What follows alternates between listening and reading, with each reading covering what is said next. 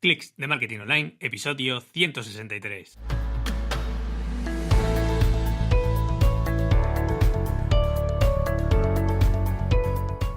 Hola, ¿qué tal? Muy buenas a todos y bienvenidos un día más a Clics de Marketing Online, el podcast en el que hablamos de todas las técnicas y estrategias de marketing online que pueden ayudarte a mejorar tu proyecto en Internet a golpe de clic, como no puede ser de otra forma. Hoy, episodio 163, del miércoles 15 de mayo de 2019, programa en el que vamos a ver qué es y en qué consiste el famoso buyer persona. Así que, comenzamos. Estoy seguro que me has escuchado en muchos episodios y en muchos artículos del blog hablar del buyer persona, tanto cuando hemos hablado de inbound marketing como cuando hemos hablado de cualquier otra estrategia de marketing online, porque al final uno de los pilares fundamentales del inbound marketing y de muchas estrategias de marketing online es definir tu buyer persona.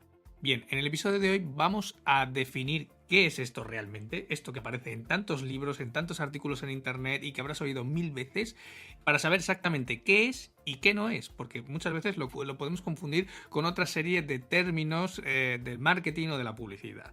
Bien, lo primero que tenemos que hacer es definir qué es un buyer persona. Ya me habrás oído muchas veces hablar del buyer persona como una representación semificticia o ficticia del que es tu cliente ideal. Bien, un buyer persona es oficialmente un arquetipo de tu cliente ideal para tu producto o tu servicio. Es decir, sería el cliente ideal de tu proyecto o una representación semificticia o semi-real del que sería tu cliente ideal o del que tú crees que es tu cliente ideal. Lógicamente, cuando haces tu primer buyer persona, a veces puedes acertar con el que es realmente tu cliente ideal, sobre todo si ya tienes clientes actualmente, pues te puedes basar en ellos, o si es un proyecto completamente nuevo, estás entrando en un mercado completamente nuevo, quizá tu primera aproximación a tu buyer persona no sea la correcta o no sea correcta del todo, sino que tengas que ir afinándolo con el paso de las semanas o de los meses. Bien, este buyer persona contiene datos, al final, sociodemográficos, de forma más o menos concreta y mucha información sobre algunos aspectos sobre su vida cotidiana, desde cómo se comporta cuando accede online a tu proyecto, desde su faceta más personal, desde su faceta profesional o cómo va a ser su relación con tu proyecto. ¿Vale? Como ves, son una serie de características, tanto sociodemográficas como características personales o profesionales, que hacen que ese arquetipo, que ese modelo de tu cliente ideal sea único, porque no es lo mismo cuando tu proyecto va a estar enfocado, por ejemplo, a emprendedores o a un nicho concreto de los emprendedores, como pueden ser, por ejemplo, los carpinteros.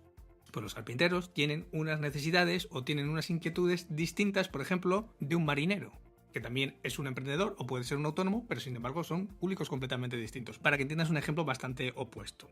Entonces, construir este perfil de tu buyer persona o de tu cliente ideal te va a ser de mucha ayuda cuando quieras identificar, sobre todo, qué inquietudes tiene tu cliente ideal, en qué puede estar interesado, qué es lo que le duele o qué le frena a la hora de pagar tu producto, tu servicio, y sobre todo cómo busca tus productos o servicios o los productos y servicios de tu competencia o en el que tú te quieres posicionar, para saber cómo los busca, dónde los busca y qué es lo que le mueve a comprarlos. Al final es ese ejercicio de pensar o de ponerte en la piel de tu cliente ideal. No es más que al final sentarte una mañana, 2 mañanas o una semana, el tiempo que tengas, y pensar en cómo es tu cliente ideal. Si ya tienes clientes, perfecto. Al final va a ser simplificar o resumir los clientes que ya tienes o los tipos de clientes que ya tienes, suponiendo que tengas distintos segmentos de clientes. Y si no, tienes que hacer el ejercicio al principio de cómo quieres que sea tu cliente ideal, porque si no, no vas a saber dónde buscarlo. De hecho, el otro día me escribía una chica a través del formulario de contacto y me preguntaba cómo conseguir clientes. Y lo primero que le preguntaba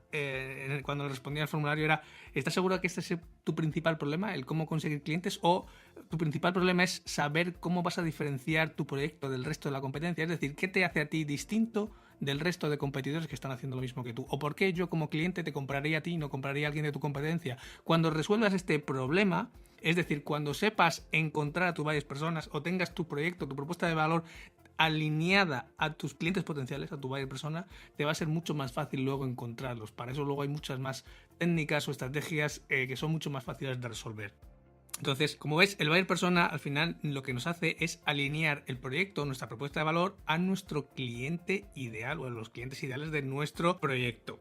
Una cosa que debes tener clara es que buyer persona por ejemplo, no es lo mismo que target. Target es una palabra que se usa mucho en publicidad, que se usa mucho en marketing, es una palabra un poco ya viejuna, de hecho viene del argot militar, ese objetivo, ese público objetivo, ese target que se hablan sobre todo en las escuelas de negocio, en las universidades, y al final no son exactamente lo mismo, porque el target, un público objetivo, elige públicos concretos en función de aspectos como pueden ser el sexo, la edad, su poder adquisitivo, la zona en la que viven, etcétera.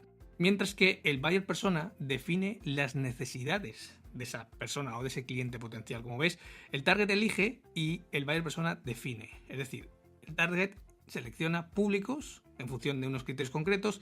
El target centra todos sus esfuerzos en un segmento del público que ha sido definido para vender el producto o servicio. Es decir, yo cojo de total de la población un trozo, un cacho de población que a mí me interesa porque, por ejemplo, viven en Madrid, tienen tal poder adquisitivo, son familias de 4 personas, X.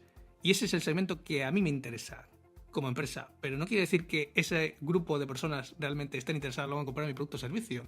Y también el target se centraliza en un solo segmento del público y suele olvidarse de otros segmentos que son igualmente rentables. Mientras que el buyer persona, como decíamos antes, define necesidades. Es decir, intenta descubrir las necesidades, lo que le inquieta a tu cliente potencial, lo que le frena a la hora de comprar, etc. El buyer persona también aplica la necesidad que ha identificado a varios segmentos de ese público. Es decir, tu buyer persona pueden ser los emprendedores, como hablábamos antes, y puede ser tanto un carpintero, un fontanero, un electricista o incluso un marinero, si pudiera darse el caso. En el caso que, por ejemplo, que tú fueras, por ejemplo, un asesor fiscal. ¿Son clientes potenciales tuyos? Sí. ¿Están todos dentro del mismo segmento que son los emprendedores? Sí. ¿Cada uno puede tener sus particularidades o sus necesidades específicas? Sí, en función del trabajo que tiene. Pues entonces tienes distintos buyer persona.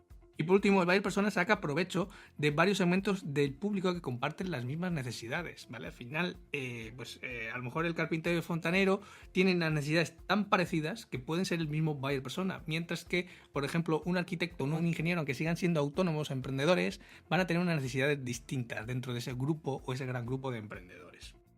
¿Cuáles son las ventajas de definir un buyer persona? Pues lo primero, que te ayuda a conocer mejor tu público o tus públicos a los que te vas a dirigir, es decir, a tus segmentos de clientes o tu segmento de clientes. También te va a ayudar a saber qué tipo de contenidos tienes que crear y con qué estilo tienes que hacerlo. Volvemos al caso de antes. Tu segmento de clientes son los emprendedores y dentro de ellos tienes distintos buyer persona, como veíamos antes. Un buyer persona que puede ser carpintero y fontanero y un buyer persona que puede ser el arquitecto o el ingeniero.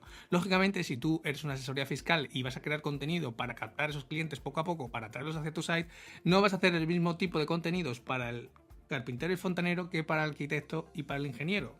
O no los vas a hacer con el mismo estilo, o no los vas a hacer con la misma persona, o no los vas a hacer con los mismos tiempos verbales. No sé si me entiendes por dónde quiero ir. También crear tu buyer persona te va a ayudar a encontrar a todos esos clientes potenciales. Como te ponía el ejemplo antes de la chica que me contactó por el formulario de contacto.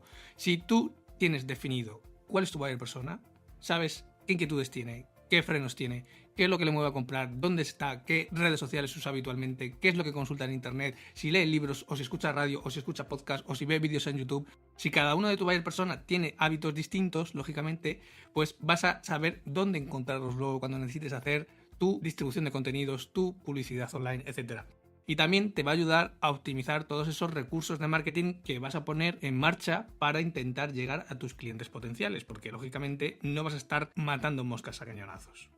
Algunas consideraciones que debes tener en cuenta, pues que al final el éxito de tu estrategia de inbound marketing depende de lo que trabajes en el tiempo que inviertas en la creación de tus buyer persona.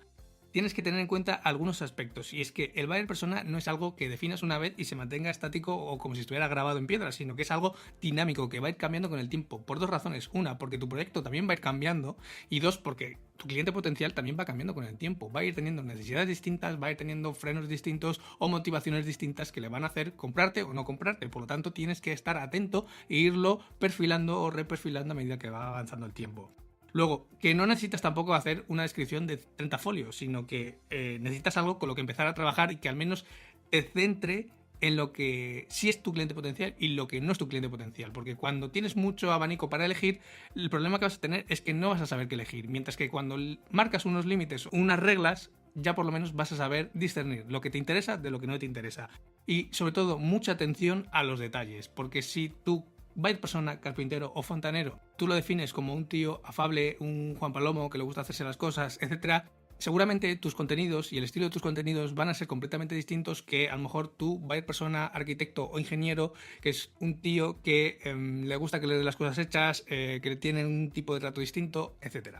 Así que ese afinamiento en los detalles, en sus motivaciones, en sus necesidades, en sus frenos, es lo que te va a dar pie a acertar exactamente con quién es el cliente potencial de tu proyecto. Así que, como ves, hoy hemos visto qué es realmente un buyer persona. No es más que una plantilla, un Word, un PowerPoint, un formato que quieras de archivo en el que vas a describir cómo es tu cliente potencial. Lógicamente, cuanto más detallado esté, cuanto más parecido sea a alguien de la realidad, es decir, si le puedes poner una foto, un nombre, incluso el máximo de detalles posible, mejor te servirá para hacer tu estrategia de inbound marketing. De todos modos, si tienes cualquier duda, ya sabes, escríbeme a través del formulario que encontrarás en mi página martin.click/contactar. Como siempre, muchas gracias por acompañarme, por tu valoración de 5 estrellas en iTunes, por tu corazoncito verde en Spotify o por tu me gusta y comentario en iVoox. Que si lo dejas, me ayudarás a subir los rankings y harán que este podcast cada vez llegue a más gente. Pero sobre todo, muchas gracias por estar al otro lado. Sin más, nos escuchamos mañana jueves con un nuevo Click de Marketing Online. Hasta entonces, ¡feliz miércoles!